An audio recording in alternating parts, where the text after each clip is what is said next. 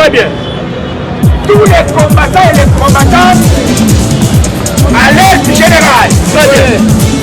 Très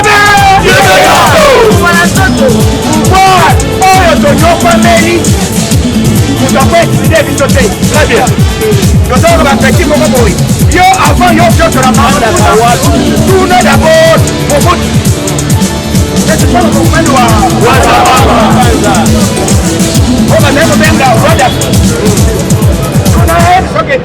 il devait se rabattre. Très bien. Il devait se vivre. Chacun dans la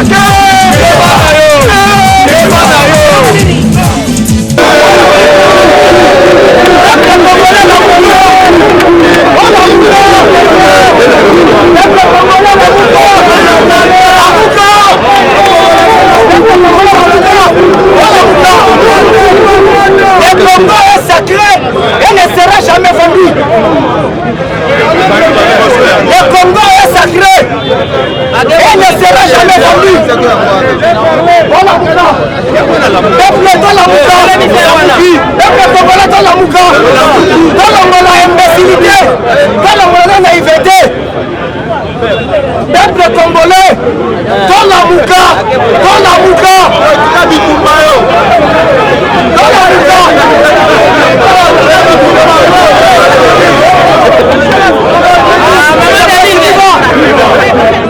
Peuple congolais.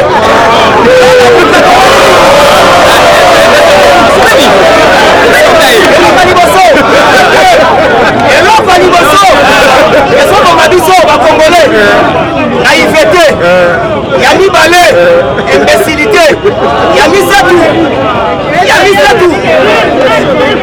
Yami Satou, Tolingi Kotanga te, Tolingi Kotanga la journal te, Tolingi Kotanga constitution te, Yango Moïse Alingi akosa biso. Kosanga Kotanga na biso, Tolingi ko contrôler te. Pourquoi la nyati pour oyo? Peuple congolais.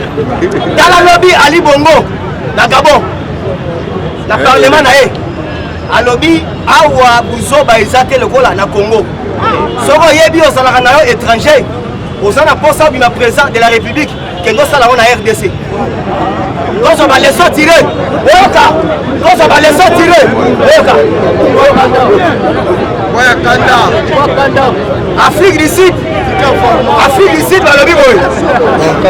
Là, si tu regardes ma mayele, il y a des Congolais qui sont mayele to bazoba. Tozota là, et loko penda, oh Moïse azoluka ameka bango. Soki eloka nemona eleki kaka. Dans le monde entier, peuple au Arubima, le plus soba, c'est RDC. Et ça va les oh ça la kimia. Mais faut soya. Il y a un sarabino, moi kanda. Ebandi sikol, ebandi. Tant que qui m'attaque à on va libérer. Faut qu'on ait d'abord na haut conseil de la magistrature suprême. Il y a Awa, il y a Kinshasa. Là si va magistrat babimaka. Numéro 1 na bango ti siko asana Rwandais. Alongo na mtia asana kit. Tant que tu sabino, c'est-à-dire pour un individu et ça sera facile. Mais pour combattre tout un système, ça prend du temps. Donc pour ça la bagarre très sérieux et c'est un biso ba peuple congolais doit prendre conscience dans la qui naïveté. Tout un peuple ba document. Pour l'incarnation ça m'en fou, va profiter biso siko. Mais heureusement Nzambe asala biso. Problème tout ça na ezani. Alors regarde bien abando bima abanda rende au sambaka. Et le moment déjà. Mais le problème est déjà ezani. Vous voyez que le chef de l'État a bêta qui s'était ma casse de la justice. Ben à Sénat. Donc parce qu'on a droit à hérédité. Donc il y a bien que n'engasana pas Kinshasa peuple congolais avant de Kimia. Faut moutouana ça la aux arrêts. Parce que Bambongo allié et l'équipe est belé. Alors le problème est ça si on y. Tant que Batango tozo kangara bango, et ça na est. Batumoko to benga bango ba lucha. Tebe film. Parce que la mingi ba infiltré. bon on a moment nyonso tokangaka un swahiliphone akoti na boloko bango kuna fo va se manifester au moins nous les ressortissants de Maniema nous disons non donc batango basalango en même fois donc vous comprenez que kokufa Congo et outiming na est donc bata baswahili wana batu wana yango bozomona banda toche état d'urgence to isoler bango donc c'est-à-dire on remarque que non eza bato oyo bazotelemela congolité eza bato oyo bazotelemela recensement Sarabino Mwa Kanda Afro-Américain la Mwa Kanda qui dépasse vivant. Alors, aussi RFI, la 430 RFI. RFI, c'est 5 FM, fréquence d'amou. RFI, Balabini. Loi wana ya Moïse Katumbi. Kota la corruption na yeboy. Il y a zolinga les gamins et aussi mbaté parce que ils ont maman na partie mère. Les partis au pouvoir, c'est l'IDPS qui est bloqué parce que Batola sera toujours majorité. Et puis grâce au Parlement de Bounabango, Baouti, qu'on raté guerre civile lundi, grâce au Parlement de Bounabango, Baébi qu'on orienté par opinion de Bango, Yamoni, maîtrise et ça toujours un avis de Kinshasa.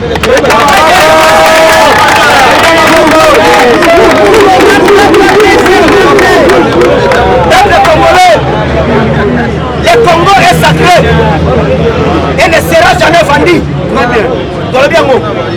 Le Congo restera un et indivisible. Attends un quart de Kédété. Problème sont les gars, c'est-à-dire quoi? Batali. En tout cas, la PSI, Papa Mbosso, félicitations. Mais toi, chaque peu, n'a pas bonne. C'est le mouton à répondre aux Américains. Bon, Américain, mais à répondre aux Américains, à répondre aux Mike Amel. Très bien.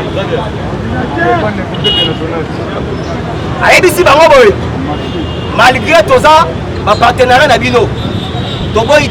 Mais ma camusou est interne. Bino, moi, je suis ça c'est net. Moi, quand on a dans la bête, parce que a touché la moussissa.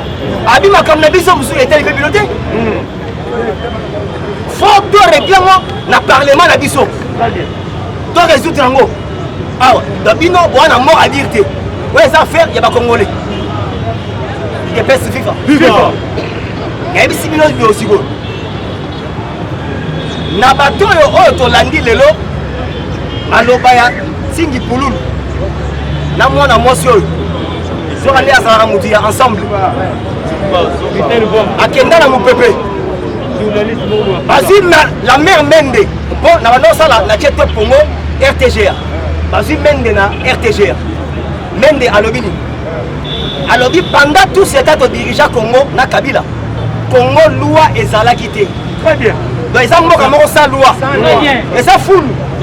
Kota Boma Yiba Kosala tout. Mende alobi boy.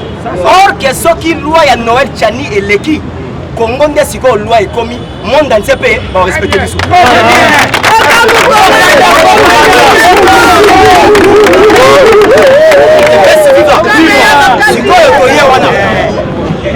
Baza ko combattre volonté divine.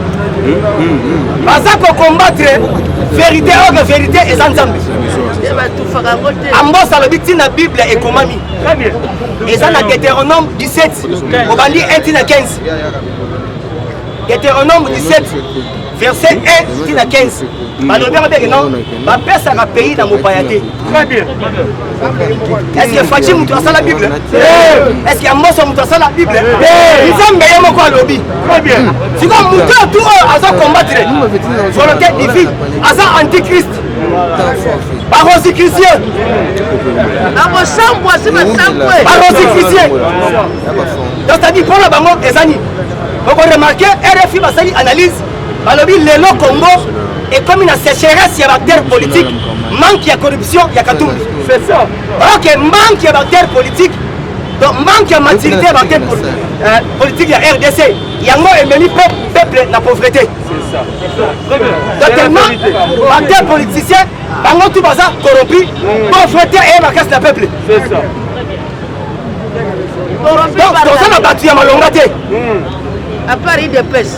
Donc toza na batu ya malonga te. Tala mwana mwaso Christian Vwanga biloko alobi alobi nazokotela Katumbi mpo aza président na ngai donc mpo na ye akotela président mais toseka aza congolais te et puis akiapi lwe Christian Vwanga alobi nini alobi toboyi lwa wana eleka parce que ekoya ekobebisa constitution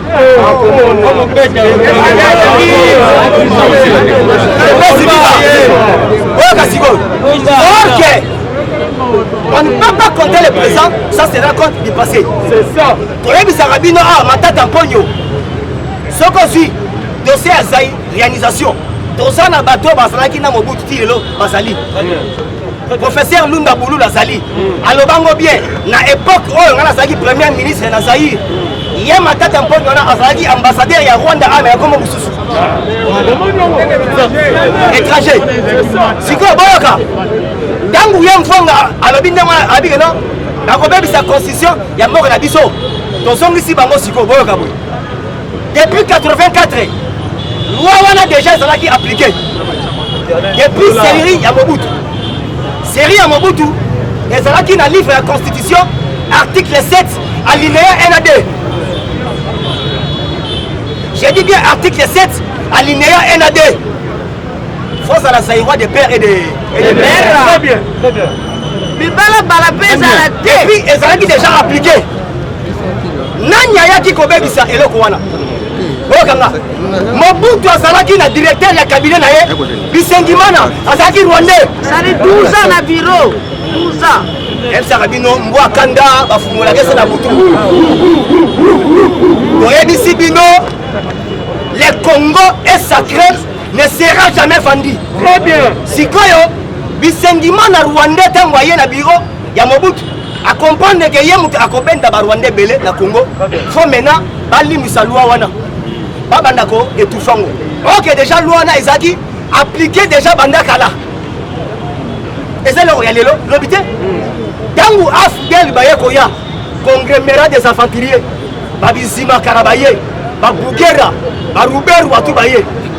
Là, James Kabarebe, il tout fait parce que il y a une mission pour tout faire Congo. Le Congo est sacré, ne sera jamais vendu. Alors, nous avons déjà boyé. Pour la Makambo, il y a Congolité. La bande de père et de mère. Donc, ça, la vie, de père et de mère. De père et de mère. De père et de mère.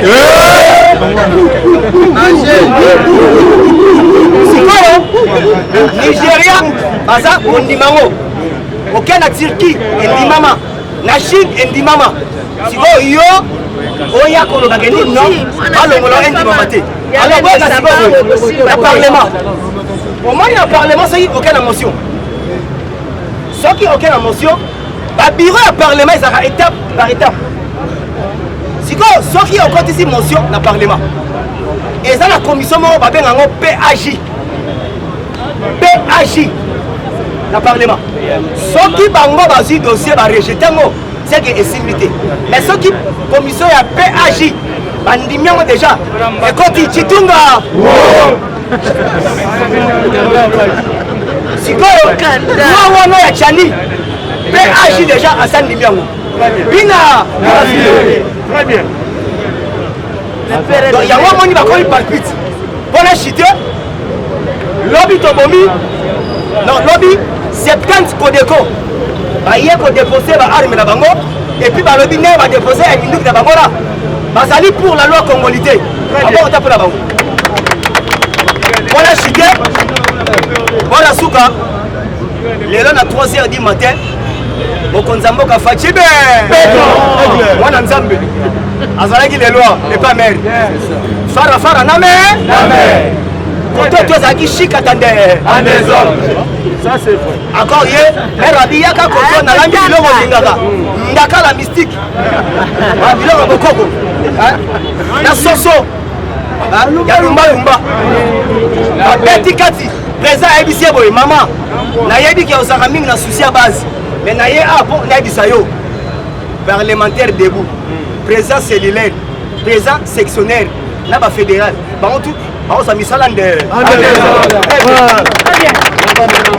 parce que bazobunda te bon plus 243 20 44 plus 247 mwana ngango mwana mayele mwana mayele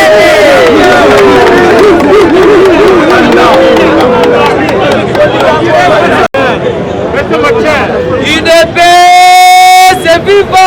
Viva! Oza na se tozo solo la boto bote. Totibe. Obeta lancer beta maboko. Donc quand il se connaît actualité politique, tout le bateau. UDPS viva! Doye kotali sabino pourquoi ba relâcher Matata Ponyo. Tout le bateau. Et puis dans moment la zoe bisabino. J'aurais appris que le président n'est plus qu'il faut ça déjà dans Ghana. À cause de la deux fois ça là. Pour aller célébrer l'ancien président nigérien, Imadou Soufou, Oyo a initié une loi à Zlekaf. Pour l'échange à marché au président qui a signé récemment avec le Rwanda. UDPS est viva. Viva. Siko, qu'est-ce qui se passe? Ceux qui ont une procédure judiciaire. La loi dit ceci. Matata Ponyo Aza interpellé comme étant un sénateur pour le détournement. Il y a bateau Bazalaki na Zado, il y a bien la propriété à bateau Bazalaki na Zaïou depuis les années 70. Mais à cette époque-là, il était le ministre des Finances.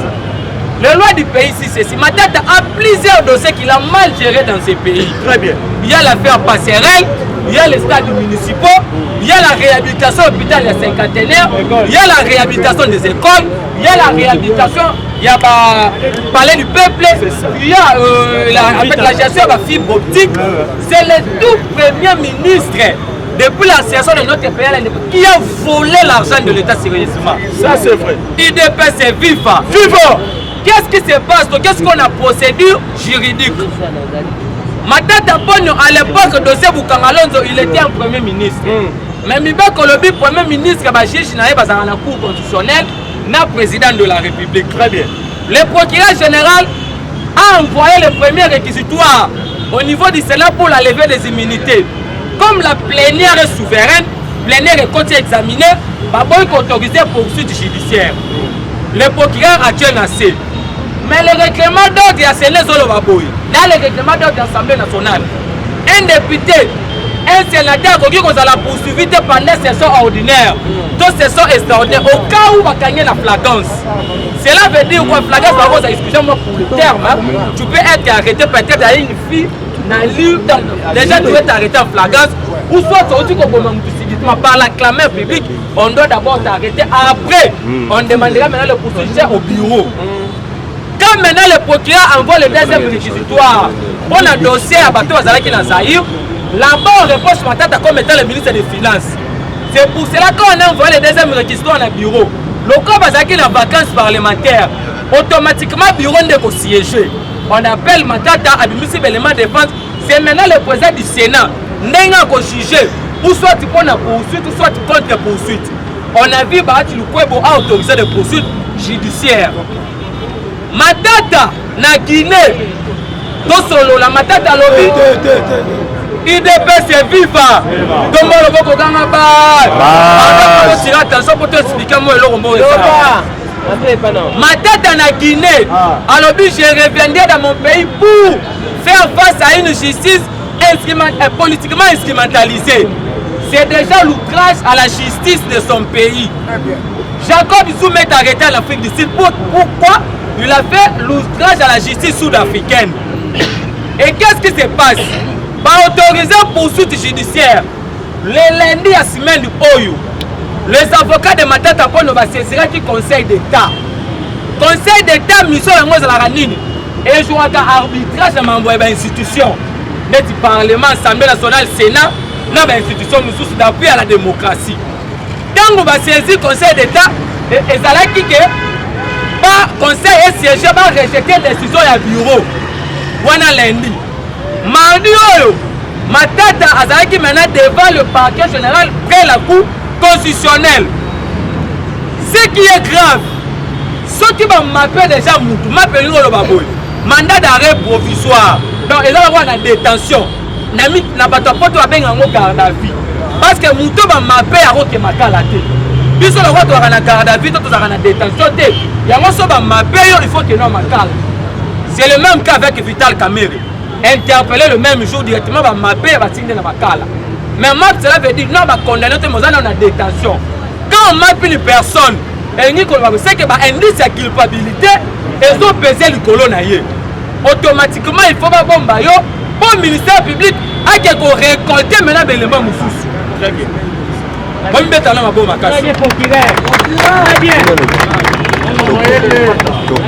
IDPS viva. Quand on m'appelle une personne, cela veut dire quoi? Il y a les indices de culpabilité pesés sur lui. Ceux qui va vivre à Kima. Comme ça, tu gardes yo, en attendant de instruire dans la tribunal pour te récolter l'élément sur le ministère public. Ce qu'on appelle les avocats de la République.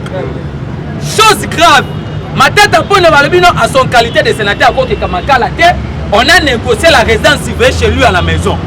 Mais on se réveille en bon matin, ma tête est relâchée. Donc, ce qui maintenant va dire la Constitution dit ceci.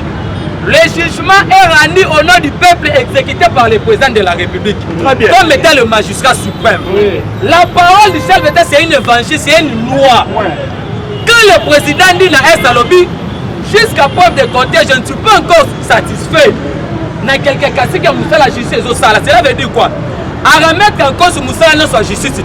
Mais il y a d'autres moutons noirs au niveau des instances judiciaires qui veulent saboter l'instauration d'un véritable état de droit.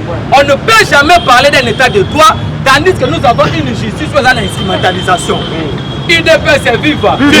C'est l'une des raisons que vous avez vu récemment parce qu'il y a un magistrat Moussoussou. Un assumé de Kabiso. Alors, Toyebi Sabino a aboyé. Si le lot, Caleb est introuvable. Il y avait un avocat à Caleb au nom d'Ambouille. A proposé une somme de $100 000. La juge, il y a tribunal, il y a grande essence, il y a Gombe. Pour suspendre ma avis de recherche sur la qui compte Calais. Il y a un tribunal et la mouka na toro le bio va se déclarer incompétent. Matina dossier la cour d'appel il y a Gombe. Alors on a un moment de Zoloba. Mata Tamponio. Nous aurons appris que Mango Tamboli. Ça c'est parce qu'au Congo, une personne a signé une résidence réveillée. Dans un jour, directement le procureur s'est dit que non, son dossier va lever en main. Le dossier à vie. Peuple congolais, la Constitution de la République dit ceci, la souveraineté appartient au peuple congolais. La souveraineté n'appartient pas au président de la République. Nous sommes au-dessus de la Constitution. Ces juges-là sont nommés pour passer à la mission Moussala. Mais ce qui se passe actuellement, il faut se mobiliser parce que trop c'est trop. Ma tête a volé vraiment beaucoup d'argent à Mboka Oyo. Alors, où en sommes-nous maintenant avec le dossier Boukangalonzo? IDPS viva. Yango Sikon à un moment de Zoloba. Qu'il lui plaît ou qu'il lui neige, nous avons besoin qu'on puisse interpeller d'abord ma tête maintenant pour le deuxième dossier. Parce que le premier dossier, le procureur, le bio, on a un dossier à vide. Mais c'est de la sorcellerie, c'est ça. Un premier ministre, anonyme ensemble m'a bossé l'université dans Maniema. Ça se passe au Congo. IDPS viva. Comme le Boko Gangaba. Sikoyo, na moment tozoloba, il faut pas comprendre que tu parce que le président de la République, c'est le tout premier président qui est combattu par les autorités religieuses, par les autorités, pour commencer d'abord par Mbongo. Mbongo, c'est un vrai aîné. C'est pour la première fois, Vatican, que nous avons se mobiliser par le monde du cardinal Mboka. Très bien. IDPS viva. Même dans le Vatican, il y a des procédures pour comme un pape. Alors, les vraies raisons, ou soit les dessous de quand il y a proposition à loi Tchani, il ne vise pas la congolité. Ça n'a rien à voir avec la congolité. La loi Tchani dit ceci qu'on puisse seulement verrouiller les fonctions stratégiques et puis souveraines en cas de Mboka na biso. tozongi na Afrique toza na Wade l'ancien président sénégalais parce que la majorité ya baprésident africain babotala bamindele exemple ya Ouattara mais soki ozwi Karim Wade abota mpe na mundele Wade mwana na ye maintenant son premier fils Karim Wade baboyelaka ye mpe na c'est parce que Macky Sall auta la même parti wana baboyelaka ye na Sénégal mpo akoma président sénégalais bango mpe kuna mpo akoma président il faut ça la né d'un père sénégalais puis d'une mère sénégalaise donc aplikaki bafonction nyonso mais fonction ya souveraineté baboya yango on peut aller plus loin aux États-Unis d'Amérique pour comme président de la République il lui ata papa naza algérien et que maman mais so baboto na sol américain to comme président c'est le même exemple avec Arnold Schwarzenegger l'actuel gouverneur ya Californie aza né d'un père algérien soit d'une mère américaine mais abotama na Algérie abotama na États-Unis si Obama comme qui président c'est parce qu'il est né aux États-Unis d'Amérique UDPS c'est viva alors la constitution dit ceci UDPS c'est viva la constitution de la République dit ceci le président du Sénat au cas où le président actuel est convalescent ou soit il est malade c'est le président du Sénat qui va assumer l'intérim dans 6 mois il organise les élections anticipées à plus président au matin la nanga il ne peut se vivre alors admettons que les rebelles ici c'est qui encore son nom a échappé à PPAD non c'est pas Tambomamba l'ancien ministre décentralisé Roubero admettons que Roubero il était le président du Sénat et que le président actuel n'a plus le fort d'exercer ses fonctions automatiquement Roubero a président le pays Minembo Ekei tozalaki na Moussa à l'époque ntango Moussa continue en 97 Kengo Wadondo azwi pour d'escampette akimi ake na Belgique ntango batuni Kengo Wadondo albino na Zaïre j'étais au service de mon ami UDPS c'est vivant c'est pour cela dans le stade que nous sommes actuellement les gens ne comprennent pas bien la loi soit impersonnelle la loi n'a rien à voir avec les individus Bill Gates a beaucoup d'argent il n'a jamais visionné la présidence des États-Unis d'Amérique il garde toujours son statut à l'affairiste c'est pour cela que tu peux avoir beaucoup d'argent tu peux être footballeur musicien ministre mais pas ministre régalien yango omoni na moment tozoloba il faut se mobiliser parce que actuellement la constitution est claire pour être président de la République tu dois être d'une nationalité congolaise d'origine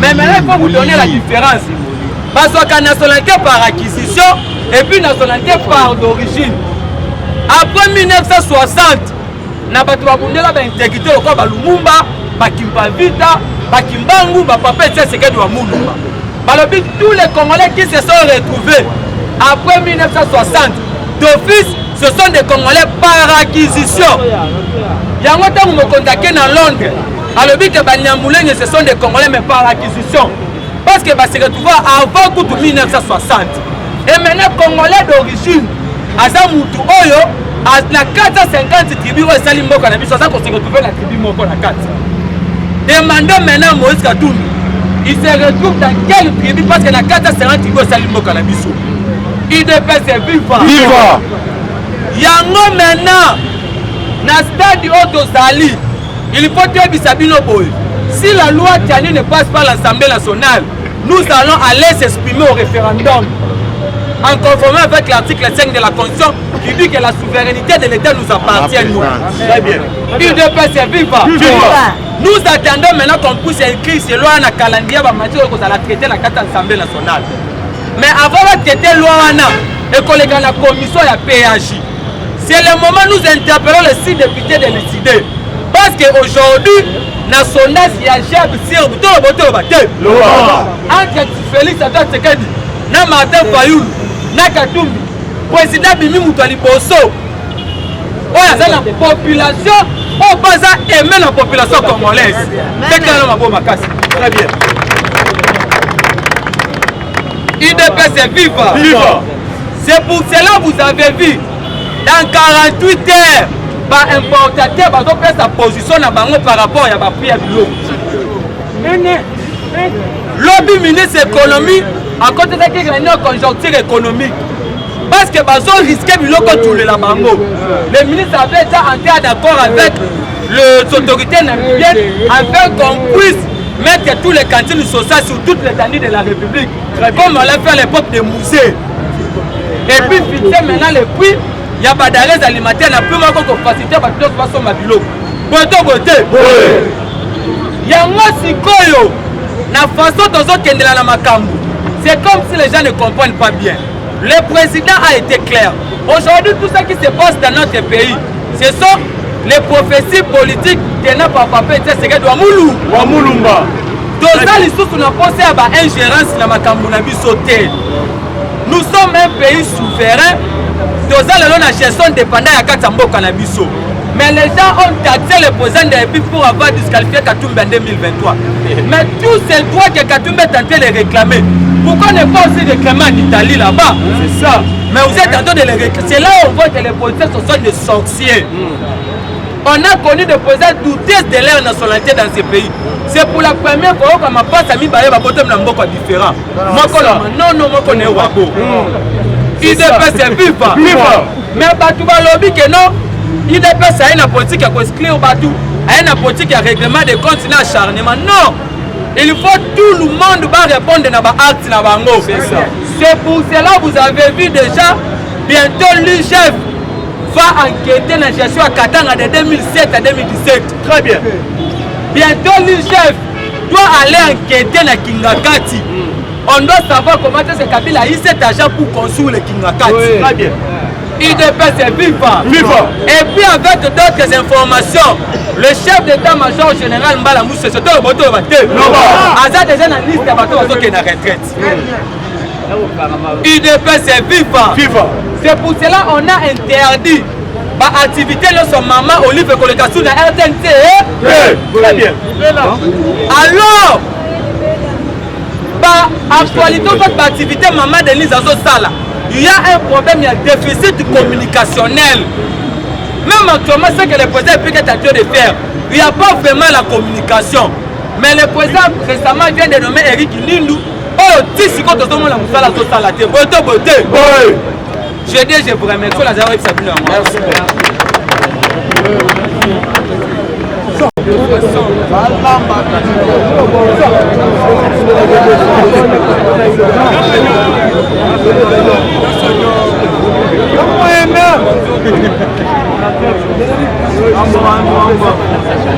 IDP, c'est vivant. Toyoka Masolo. IDP, c'est vivant. Fatima, Bédon. Tokobangisa. Nalobi Tobanga, Tobangisaka. Est-ce que Tobanga Kabato? Tobangisaka. Très bien. Dozoyebisa Jacqueline dans la Moment Ekokia appel général. Très bien. Tous les combattants et les combattantes, alerte générale. Très bien. Pouvoir oyo tonyoko meli mutu ako intimidé biso te. Très bien. Tozalaka bapeti moko boye yo avant yo fiotola tuna d'abord Mobutu. C'est ce le mouvement wa oyo bazali kobenga roi d'Afrique. Tuna yebi soki te IDP ezalaka parti nini. Très bien. IDP c'est vivant. Chacun dans la terre.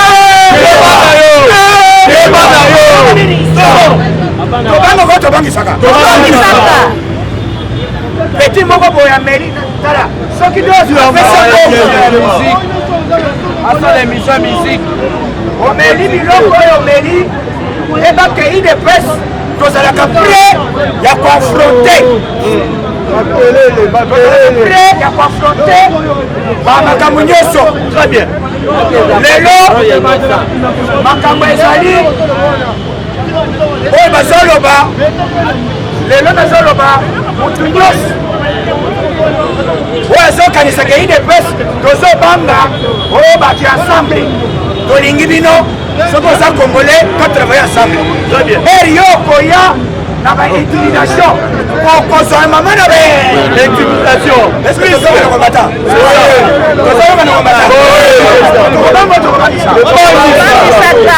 soki bolingi lumbelumbe mwete mwete kaka maintenant